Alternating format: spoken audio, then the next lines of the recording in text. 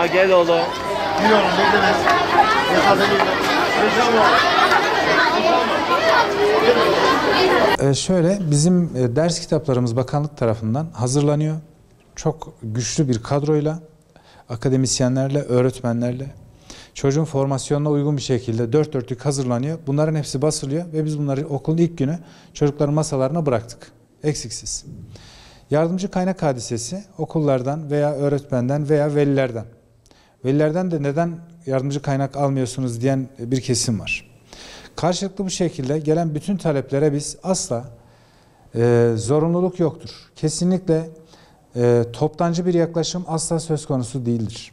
Her kesime söylüyorum. Öğretmenlerimize de, idarecilerimize de, velilerimize de söylüyorum. Yardımcı kaynak mecburiyetimiz asla söz konusu değildir. Ama veli almak istiyor. Tabii ki alabilir. Serbest piyasa. Onda bir sıkıntı yok. Veli gelip bu konuda öğretmenin rehberliğini isteyebilir.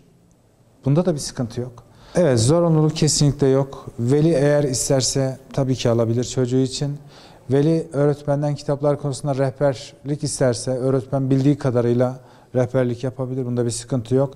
Ama öğretmenin velilerden tüm çocuklar için toplu olarak veya tek tek illa şunu alacaksın, böyle bir şey yok.